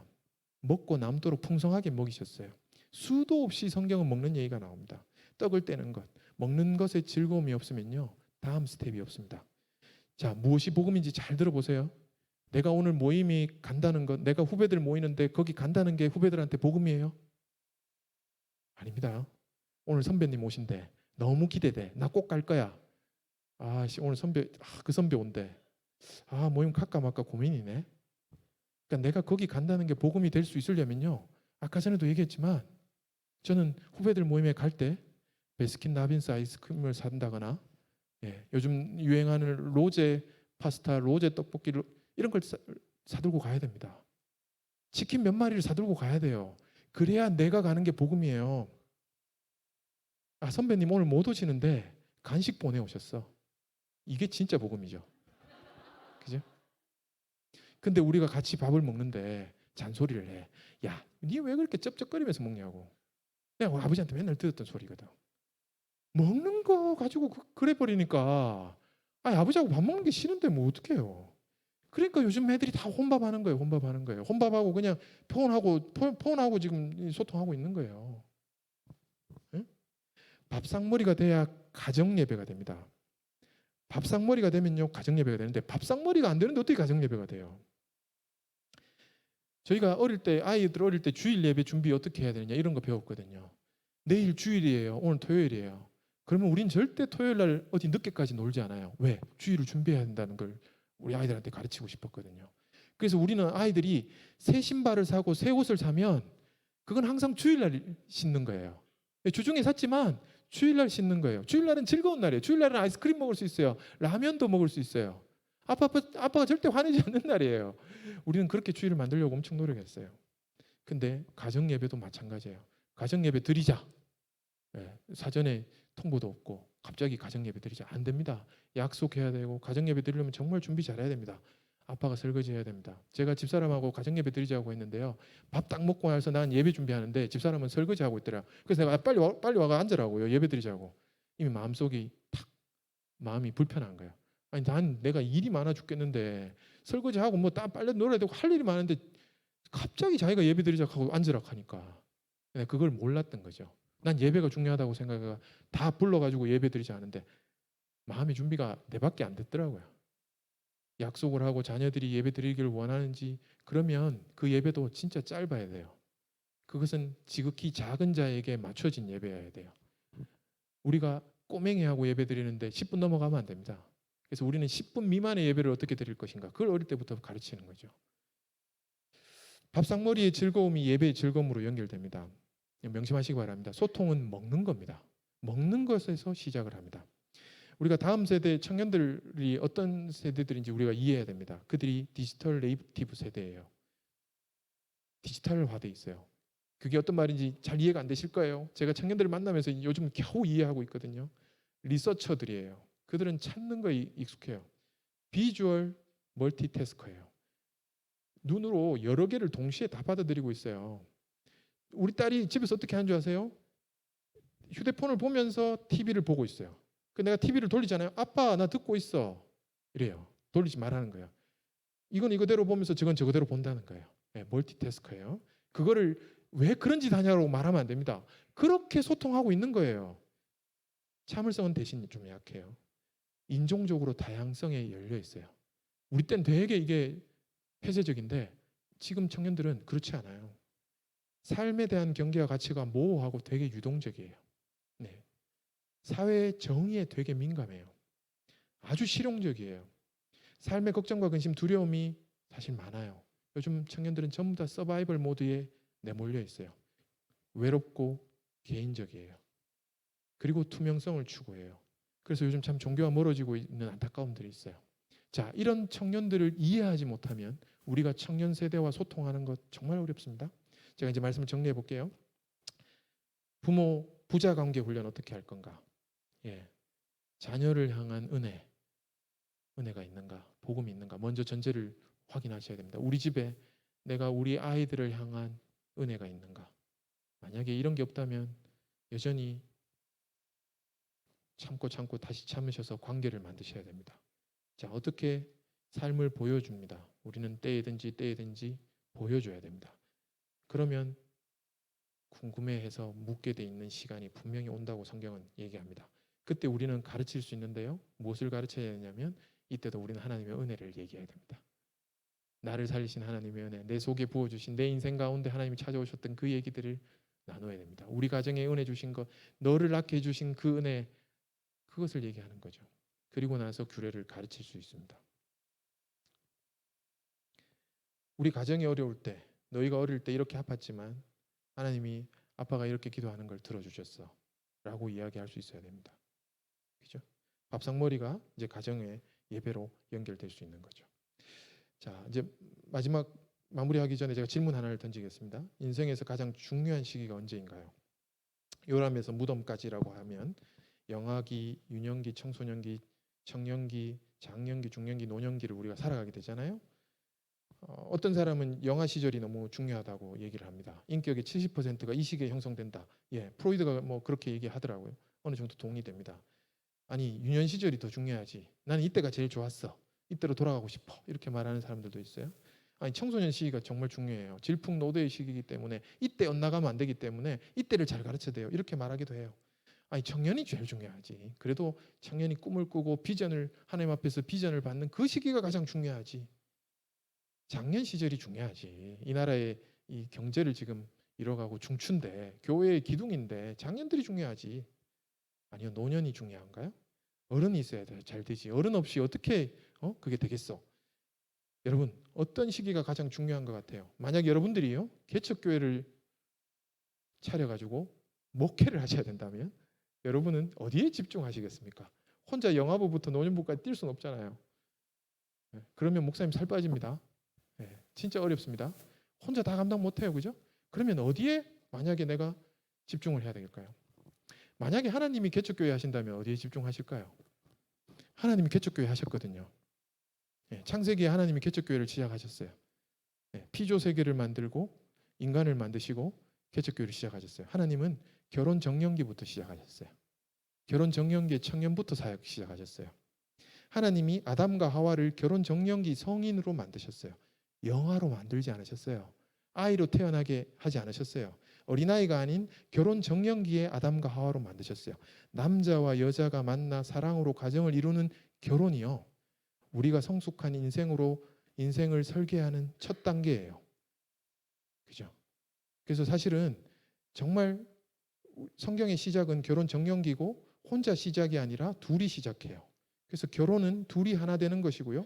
둘이 하나 된 상태에서 자녀를 낳고 그 자녀가 영아기, 유년기, 청소년기, 청년기를 부모와 함께 보내는 거예요. 그죠? 그래서 사실은 결혼 정년기가 가장 저는 중요하다고 보거든요. 이 청년들이 정말 꿈을 꾸고 부부 관계로 어떻게 살아가는지를 배우면 저는 된다고 봐요.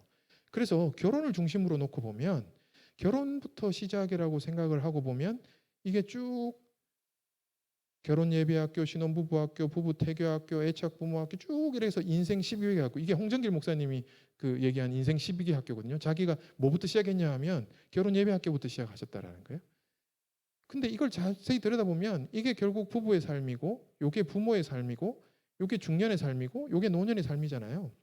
그래서 가장 중요한 우리 인생의 첫 시작은 저는 이 건강한 부부를 어떻게 만들 것인가. 이 부부 여기서부터 하나님이 시작하셨다라는 거예요. 하나님이 아담과 하와를 결혼 정년기의 청년으로 만드시고 그들을 가정을 이루셨어요. 그리고 건강한 부부를 어떻게 살아야 되는지를 가르쳐 주셨어요. 그래서 건강한 부부가 당연히 건강한 자녀를 길러냅니다. 건강한 자녀가 당연히 주일학교에서 살아남습니다. 제가 많이 봅니다. 교회 주일학교가요. 중간고사, 기말고사 되면 안타깝게도 너무 많이 결석을 해요. 예, 근데 결석 안 하는 집 애들은 도대체 누구 집 애인가? 예, 건강한 부모예요. 예, 건강한 부모예요. 전 답을 봤어요. 자, 이렇게 말하니까 누가 질문하더라고요.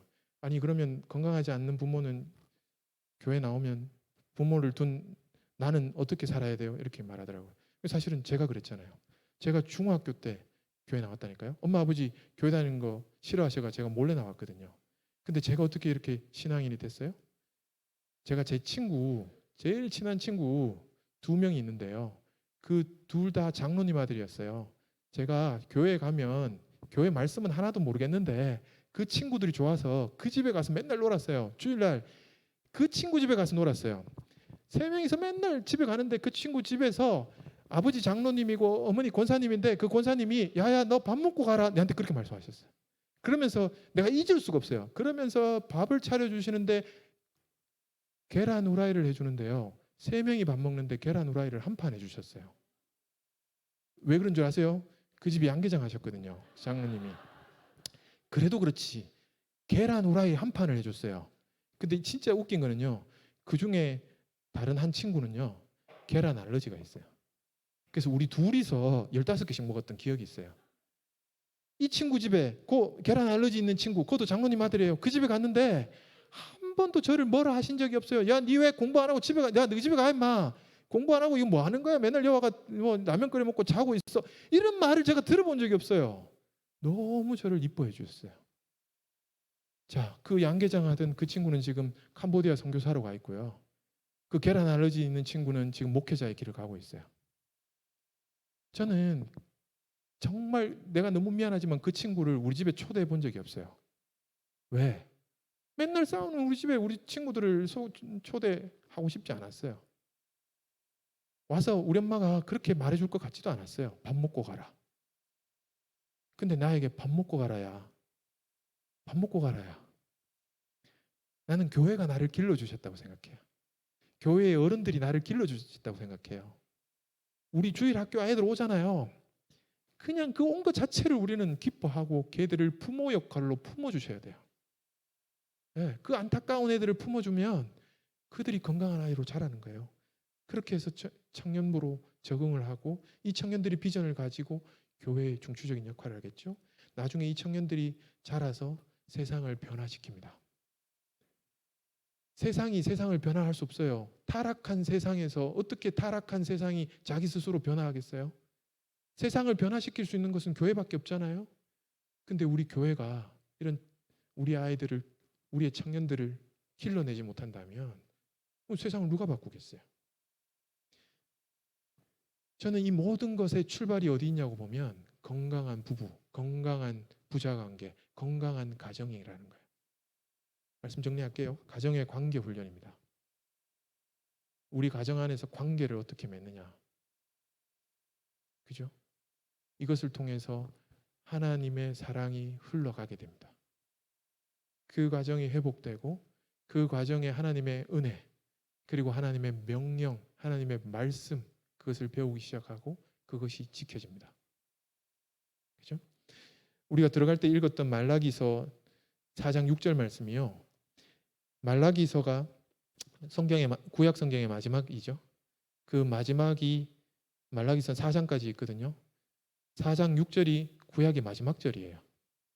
근데 4장 6절이 어떻게 얘기하고 있습니까? 그가 아버지의 마음을 자녀에게 돌이키게 하고 자녀들의 마음을 그들의 아버지에게로 돌이키게 하리라. 부모와 자녀의 한 마음이 된다는 걸 얘기하고 있어요. 구약의 마지막에 구약 성경의 마무리가 이렇게 하고 있어요. 부모와 자녀 세대의 통합을 이야기하고 있어요. 근데 이 앞에 말씀 4절부터 보면요. 내 종 모세에게 명령한 법 곧 율례와 법도를 기억하라. 예, 이거 쉐마하고 똑같죠. 신명기 6장 말씀하고 똑같아요. 율례와 법도를 기억하라. 부모와 자녀가 한 마음이 되어서 말씀을 지키라는 겁니다. 예, 이게 구약 성경의 마지막이에요. 아브라함과 이삭과 야곱의 하나님은요. 시대를 통해 기독교 유산을 전달하고 이를 계승하고 확장할 전 세대와 후세대를 연결해서요. 기독교 유업을 이어오고 계십니다. 연약한 우리의 인생들을 통해서 하나님은 지금 세대를 연결하고 계세요. 세대 계승으로 하나님 나라의 유업이 전달되고 확장되고 있습니다. 구약의 마지막 말씀 말라기의 말씀을 기억하시기 바랍니다. 이 시대에 예수 그리스도가 오셔서 관계의 통로가 되심으로 부모와 자식이 한 마음이 됩니다.